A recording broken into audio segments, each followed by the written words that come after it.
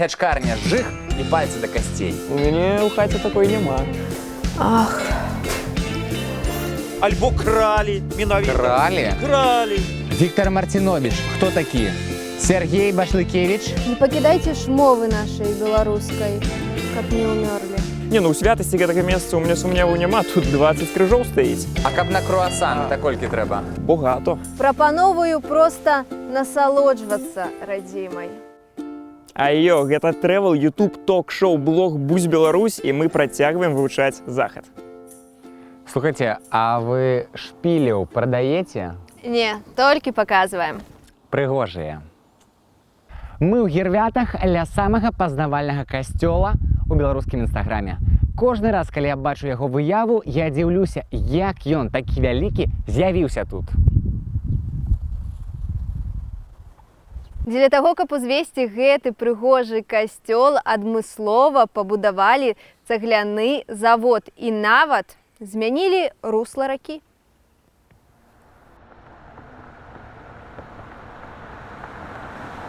Люцы, якая крутая гісторыя. Мы супыніліся ў некалі былой вінакурні, якую маглі закалаціць, але з яе зрабілі нерэальна крутую сядзібу. Мы тут былі адныя з першых гасцей, нас так смачна накармілі. Гэта штосьці магічнае. Наталья Бакшанская в 1980-х годах построила вот этот бровар. Здесь очень много перерабатывалось и делалось самогоноварение. Когда оно стало немножко уже неприбыльным, они продали семье Дамутин. Они, получается, были тоже выходцы из Жодишек, но зарабатывали деньги в Америке. И, соответственно, они приехали, была у них возможность приобрести это здание. Вот они его купили. И долго здесь жили, там тоже была жилая часть, и просто вот для себя как бы это все было. А мы даем вам свою такую буську гэтаму месцу і ідзем далей. Пагнали! Ты ляцеў, куды так хацеў, што начамі заснуць не мог. Пераходзячы на фальцэт, спяваў песню чужых дарог. Не сядзі, не сядзі, не сядзі дома. Я прыехала ў музей сядзібу Агінскага, і мне тут адразу пачынае падабацца. Здаецца, залезце увойдзе ў топ-5 маіх любімых мясцінаў Беларусі. Агінскі браў удзел у паўстанні Тадэвуша Касцюшкі і, з'язджаючы з радзімы ў 1794 годзе, бо заставацца тут яму было небяспечна, ён пакінуў камень з надпісам «Ценем Касцюшкі».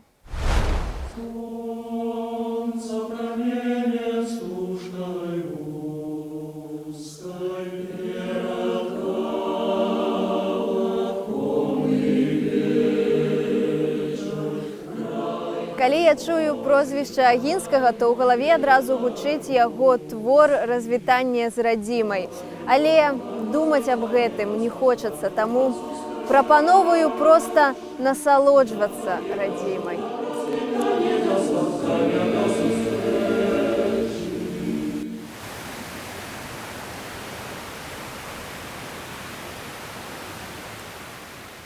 Тут нават ёсць свой млын, таму, калі ў Менску зноў мукі застанецца на 3 дні, вы ведаеце, куды ехаць. Жартую, ён не працуе. Цяжка толькі пакласці старт, а далей ўсё ў тваіх нагах. У кішэні увесь твой скарб, за плячыма увесь багаж. Гэта адзіны ў Беларусі дзеючы вадзяны млын. Пабудова 18 стагоддзя і сёння дае муку. Мы сустрэліся з гаспадаром Уладзем, які раскажа, як гэта ўсё працуе, які сам тут працуе і запусціў нам зараз гэтае кола. Прывітанне, гаспадар Уладзе. Стояла такое вонкое драўляное кола. А в другой половине 19 стагоддзя пачалі выпускацца турбіны в Санкт-Петербургскім ліцейным заводзе, тады ўжо перайшлі на турбіны. Як так атрымалася, што з 18 стагоддзя вось гэты млын, да, і пасля рэстаўрацыі і сёння працуе і дае муку? У наш племяннік Жылко, это яго прадзед, валодаў гэтым млыном, і вот ён рашыў установіць яго. Засыпка ўся ідзе з 3-го паверха. На другом стоять машины для переработки, там крупа, жернова, а уже на 3-м нижнем поверхе уже готовая продукция.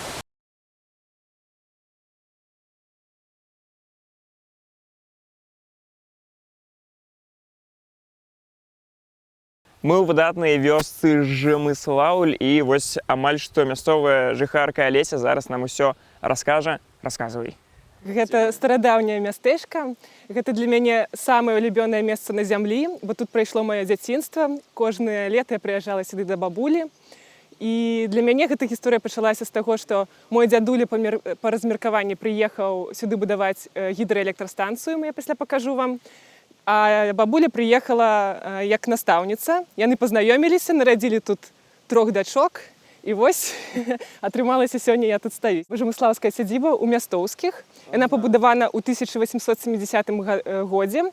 Кажуць, што па легендзе будаваў яе архітэктар Марконі, італьянска-польскі архітэктар.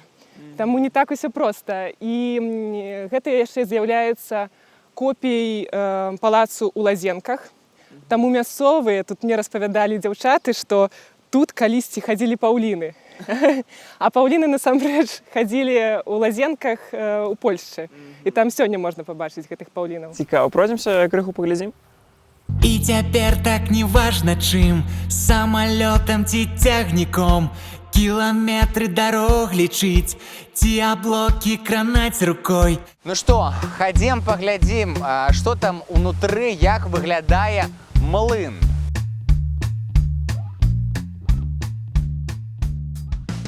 Я вам скажу адразу, што сам пах і водар, які ў паветры, ён мне нагадвае маё дзяцінства, таму што вось такі нібыта крупамі пахне, калі бабуля там, не знаю, карміла жывёлу, вось так это пахне. Тут правда штосьці нешта накшталт крупаў робіцца? Так, мы выпускаем пермовую крупу, натираем ячмень, выпускаем яшневую крупу, выпускаем хлопья, хомяки, по-другому, хомяки.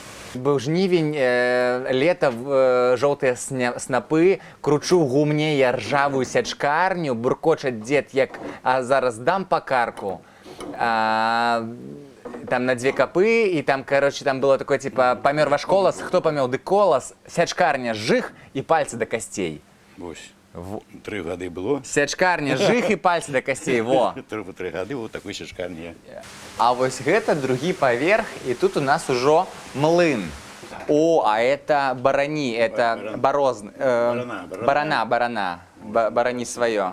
Бачите, коса такая вельмі цікавая. Вот, вы такой не бачили. Не бачу, вось такой прилады. Это вось на кузнечную вырву, на кузне. Бачите? А это, ведаешь, что? Я думаю, что другой рукой падтрымліваць. Не, ну и на что я буду косить. Не. А яна, може, збирає траву?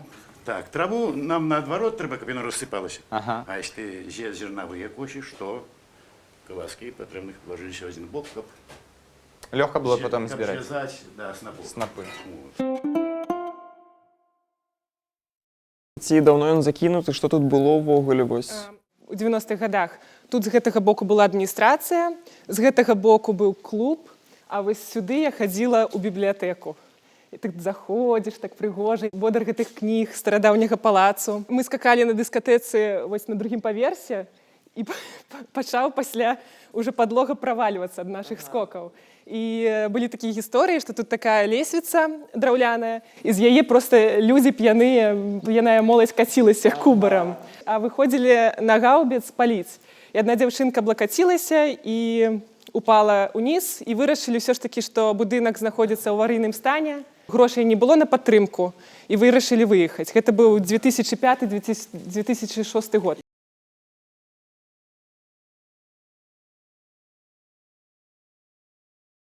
Малатарня. Принцип такі ж один к одному у комбайна, полностью. Ага. Ось. Регулировки, бачите, зверху. О, якое зерня там молотиш просто, треба поджать, там молотиш, ну, на разный горох. Поджималась їх, вона у працовному стані цяперку, тепер можна молотити. Ось, каб намолоть на бохан хлеба, треба полгодини, може і більше. В дитинстві не любив эту роботу, а тяжкая робота така. А після, наприклад, на хліб, коли треба випечи хліб, просіювали таким буйним щитом. А каб на круасан, то кольки треба? А вот тоді вот на круасан, я думаю, я на напеку. таким дробним щиті. Просіювали вже блинках випечи і так далі.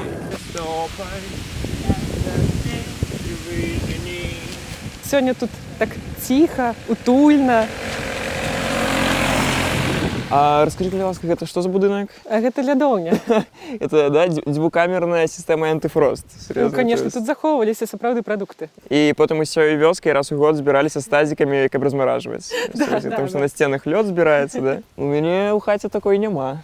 Богато. Можа, мои бабуля з дзядуляй туды якраз і ездзілі на лодцы, таму што тут ёсць востраў кахання, і кажуць, што калі ты з'едзеш са сваёй парай туды, то ў цябе з'явіцца дзіцёнак.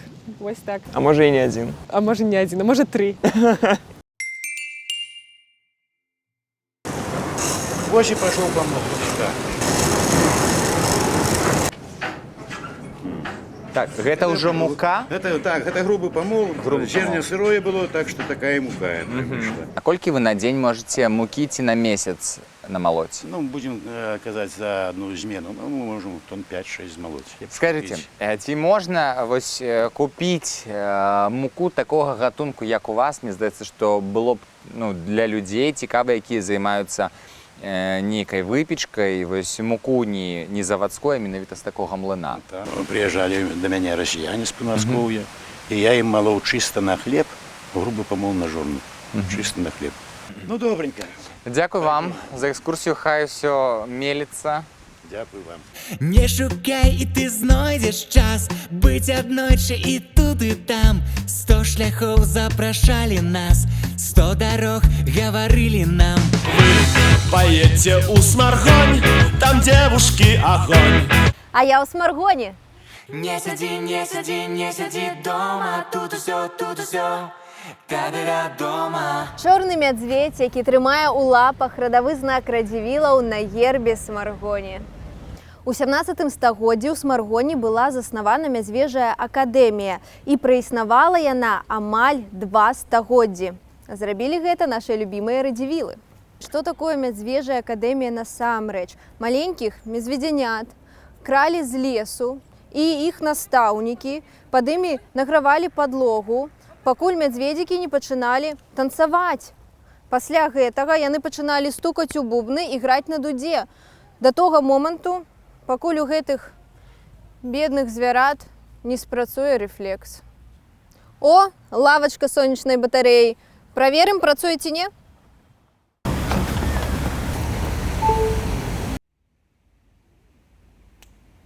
Не пакідайце ж мовы нашай беларускай, каб не ўмёрлі. З усёй пашанай мы ў Гальшанах. Тут сёння сонечна, то ветрана, то пахмурна, але мы будзем глядзець, знаёміцца з гэтымі мясцінамі. І сёння ў нас ёсць экскурсавод Ігар, і мы з ім будзем это ўсё вывучаць. Прывітанне, спадар Ігар. День добрый. Што за барбос?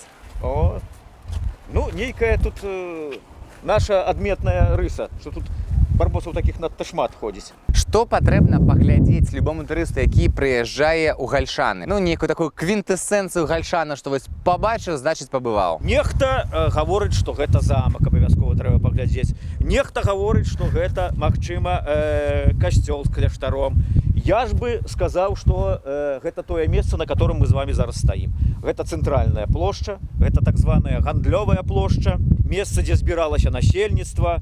Раней была такая звычка, населеныя пункты будаваліся менавіта ў тых месцах, дзе было перасячэнне нейкіх гандлёвых шляхоў, і менавіта на гэтым перасячэнні заўсёды была плошча. Слухайце, а гальшанцы ўмеюць гандляваць і гандлявацца? Ой, гальшаны менавіта тым і славіліся, што гальшанцаў называлі адменнымі панчошнікамі і канаводамі. Або разводзілі, альбо кралі менавіта. Кралі? Кралі, свае канакрады былі. І славіліся тым, што гандлявалі, чаму панчошнікі? Панчохамі? Панчохамі. Ведаеце, што такое панчохі? Гэта такое жаночае адзенне, ну і калі ты ў садок хадзіў, таксама трэба было апранаць панчохі пад штаны, каб не змерзнуць. Так. Слухайце, у вас такі рэльеф, вот калі туды паглядзець, там нейкія такія пагоркі, у вас хіба ўсе гальшаны такі рэльефныя? Усе гальшаны, роўнага месца ў гальшанах нідзе не знойдзеце. О, только вот плошча. Гэта гэты будынак колішняя гміна, месца кіравання вось гэтымі гальшанамі. І зараз гэта аграсядзіба. Ён будаваўся менавіта як памяшканне, дзе знаходзіўся орган улады пры другой Рэчы Паспалітай. Гэта ўжо збудаванне 20-х гадоў прошлого стагоддзя. Будавалася яно менавіта, каб тут размяшчалася мясцовая адміністрацыя.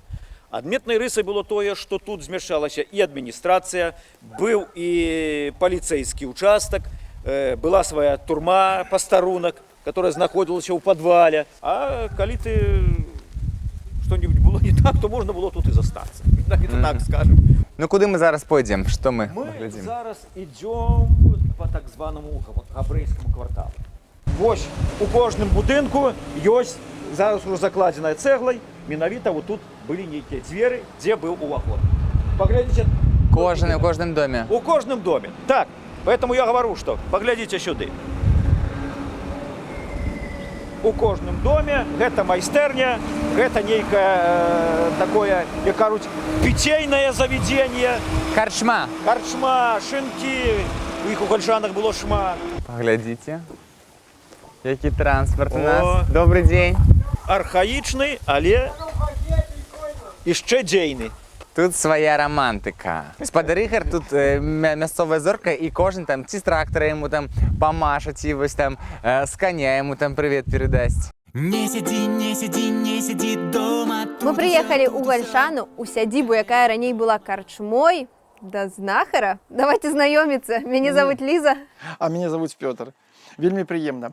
Паважанае гаспадарства, я буду сустракаць вас не проста так, а менавіта гальшанскім напоем. Каб ён быў бы смачны, щоб ён быў бы грэў і душу, і цела, так, павінна трэба дабавіць этого такой шальной вадзіцы, і мы добавим вось такой во. Хто быў цыбуля, стане бурак. А вось гэта ўжо па-сапраўднаму, па-гальшанскі. О! Ну гэта вельмі смачна. Рэцэптик раскажаце? Не. Ну так збольшага тут гэта, дабавілі гэта, пакалавалі, пашаманілі, трохі гэта кінулі там, гэтага дабавілі, ну і атрымаўся гальшанскі напой. Усё проста. Записывайте, паўтарайце дома. Мы зайшлі ўнутр, і тут музей. Дом-музей сядзіба знахара, але тут у мяне моя сувенірная такая вот невялічкая крамка. Браслеты, амулеты, кулоны, талісманы. А таксама я збіраю всякія травы і раблю зёлкі, всякія зёлак напоі. Тут іван-чай ёсць, тут зборы такія ад прастуды, ад нейкіх хваробаў, ну, рознага накірунку. Каму што патрэбна, я іх збіраю, і справа ў тым, што я яшчэ з'яўляюся і мастаком. І ось у мяне адна магу паганарыцца сваім творам. Моя карціна напісана яшчэ ў 96-м годзе, сама пры тым, што называецца «Прышельцы». Але на сённяшні час магу сказаць, што гэты твор я прадаю. Калі я яго прадаваў за 5 мільёнаў даляраў, на сённяшні дзень я цану прыпадняў. Ўсё ж такі за 6 мільёнаў 800 тысяч долараў. Хачу прадаць яе. Ну што, пашліце частавацца. Давайте. Лиза, я хочу вас пачаставаць самай смачнай ежай, якая тут ёсць у гальшанах. А гэта менавіта гальшанскі пляцак.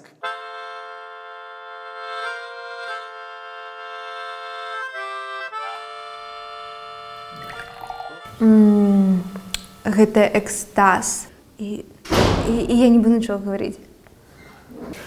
Ах. Запрашаем вас у Гальшаны, а гэта «Будь Беларусь», а я буду есці. Кліча труба да новых мясцін, да новых мясцін нас. Гэта той самы чорны замак альшанскі, якому Владзімір Караткевіч прысвяціў цэлы раман. Зрэшты, ён тэракотавы, але па сваім змесце відаць, што чорны, таму што існуе легенда пра тое, што была маладая княжна, якая закахалася ў прасталюдзіна, хацела з ім пабрацца шлюбам, але бацькі былі супраць, і ў выніку маладых кінулі ў цямніцу, і іх душы, здаецца, зараз і дзесьці тут знаходзяцца як прывіды. Вось такія канструкцыі зараз у альшанскім замку з'яўляюцца паўнавартасным другім паверхам. Упершыню, шчыра скажу, такое бачу, каб гэта было не часовым нейкім збудаваннем, але такім пастаянным. Хадзіць, глядзець, нават кранацца гэтых цагляных забудоў.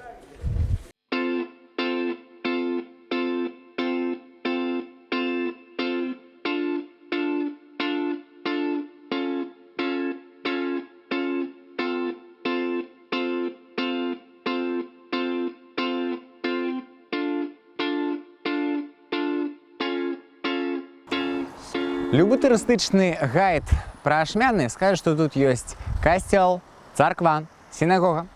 Але гэта перадача будзе Беларусь, таму мы сюды занясем яшчэ імёны цікавых нашых сучаснікаў. Гэта Сергей Башлыкевіч, музыкант і знаўца, і Віктор Мартинович, пісьменнік. Давайте і вы, і я пад парасонамі. Ці ведаеце, хто такі Віктор Мартинович? Ведаеце? Не ведаеце. Сергей Башлыкевич, ведаеце? Не ведаеце. Сергей, тебя не ведают. И он правда знакомитый. Возможно, какой-нибудь писатель. Какой-нибудь писатель. Правильно. Сергей Башлыкевич. Без понятия. Допустим, кто он может быть? Ну, подумайте. Сергей Башлыкевич – это… Возможно, архитектор. Архитектор, да. Архитектор своей бороды. Кс-кс-кс. Кс-кс-кс. Віктор Мартинович. Кто такие? Сергей Башлыкевич. На словах Сергей Башлыкевич кот нават збег. Я крыху разгублены з таго, што не сказалі ні аднаго імя са знакамітых ашмянцаў. Можа быць, вы напішце нам імёны вашых сучаснікаў, тых, хто жыве ў вашым горадзе ці мястэчку, альбо нарадзіўся там. Прабіралася праз дзебры, лес, брудную дарогу дзеля таго, каб паказаць вам адну са славутасцей ашмянскага краю. Вось ён, нявесцін камень. Прайшла столькі выпрабаванняў, прыехала пад Ашмяны, а Мартинович з Башлыкевічам жанатыя. Да яго прыходзяць маладыя дзяўчыны, нявесты і просяць шчасцейка жаночага, каб добра ўсё было, жыць у багацці са сваім каханым. І зараз мы праверым, як гэта вось працуе. У мяне, канешне, няма стужкі, я не падрыхтавалася. Але штосьці да ў мяне ёсць. Ну, паглядзім, спрацуе камень ці не. Спадзяюся, што спрацуе, канешне. Мы ў Жодзішках каля касцёла Святой Троіцы і размаўляем з краязнаўцам Олегам Мізулам. Троіцкі касцёл. Першапачаткова гэта быў кальвінскі збор, пабудаваны ў 1612 годзе. Заўсёды дзейнічаў ён і нават у савецкія часы не зачыняўся. Але разумееце так, што ў Жодзішках вельмі яскрава адлюстраваны ўсе працэсы, якія адбываліся ў Еўропе. І рэфармацыя, і контррэфармацыя, і адраджэнне. Ну, слухай, святой гарой я бы гэта не назваў, гэта хутчэй святы ўзгорак. У святасці гэтага месца ў мяне сумняваў няма, тут 20 крыжоў стаіць. Яшчэ гэта месца называюць Ашмянскай Галгофай. Як яны тут з'явіліся? У гонар вяртання каталіцкага касцёлу мясцовыя каталікі вырашылі, трэба зладзіць свята. Узялі крыж і прямо з касцёлу уверх, ні разу не апускаючы крыж на зямлю, панеслі і ўкапалі. І так, судзячы па ўсім, 20 разоў. Імкненне. Што робіць імкненне з людзьмі? Арган у Жодзішках дзейнічае, грае.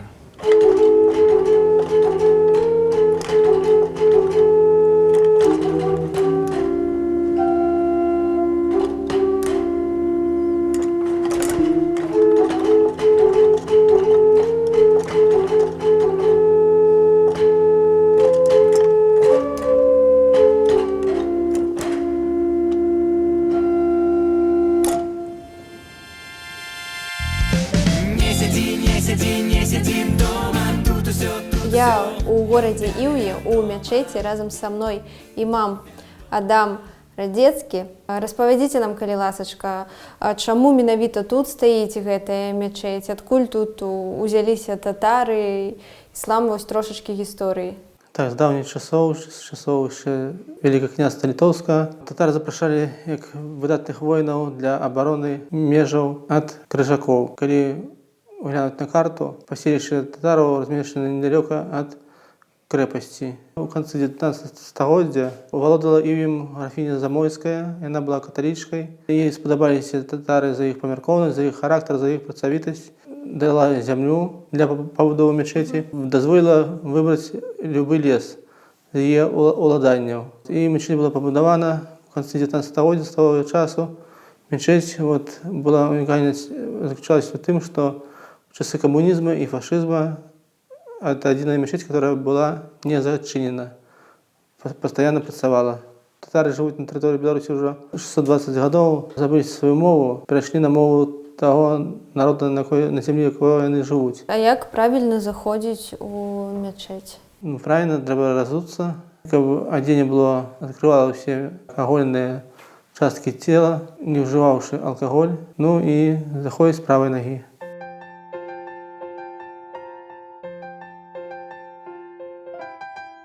У мячэці два ўваходы, адзін для мужчын, адзін для жанчын. Мы турысты і прыехалі сюды не на малітву, таму для нас зрабілі невялічкія паблажкі. Мы прайшлі праз адзін уваход, і я, як вы бачыце, тут знаходжуся з непакрытай галавой, хаця насамрэч так нельга. І ўвайсці я павінна была праз жаночыя дзверы, а аператар праз мужчынскія. Але каб мы так зрабілі, мы б не сустрэліся.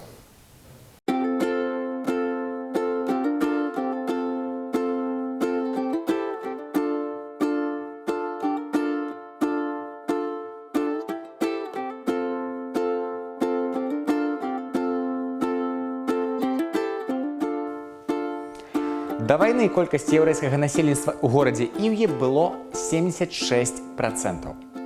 Згодна з перадапошнім перапісам, гэта толькі 2 чалавекі. Адразу кідаецца ў вочы ў зале беларускіх яўрэяў статут Вялікага княства Літоўскага. У чым сувязь, зараз патлумачу. Менавіта гэты дакумент, хоць тут ён і не арыгінал, арыгінал знаходзіцца ў Магілёве, прадпісваў, што можна, а што нельга яўрэям. Да прыкладу, ён забараняў яўрэяў мець закупаў і нявольнікаў. Казаў, у што апранацца, што можна мець, а што нельга. На 8 тысяч насельніцтва горада Іўе 500 прыходзіцца татараў. Гэты людзі жывуць больш за 6 стагоддзяў у гэтым горадзе і маюць нават сваю беларускую мову, якую запісваюць вяззю. Гэта называецца кітабы. Дарэчы, з беларускай мовай у іўскіх татараў ўсё вельмі добра. Іўскі імам – гэта выкладчык беларускай мовы і літаратуры. Сымон Будны, аўтар катэхізісу, бываў таксама ў Іўе і спрачаўся з хрысціянскімі дагматамі. Гэта яму не даравалі і адзіны. Адзін яго партрэт, які дайшоў да нашых дзён, выглядае так, як Сымон Будны амаль па самыя вушы у пекле. Вандруючы, я зразумела, што Беларусь – гэта ў першую чаргу людзі. Мы ўсе такія розныя, але такія класныя. І нягледзячы на тое, што ў нас не заўсёды ведаюць сваіх сучаснікаў і сваіх герояў. Гэта вось, дарэчы, правда, да мяне ў Іўе ніхто ні разу не падышоў сфотацца, тыпу, ой, ты ж ты, Мікіта, годны мюзік. Але гэта не нагода сядзець дома, вандруйце разам з намі, вандруйце самі, падпісвайцеся на канал, стаўце бускі і будзьце коцікамі. Тут усё, доверяй дома.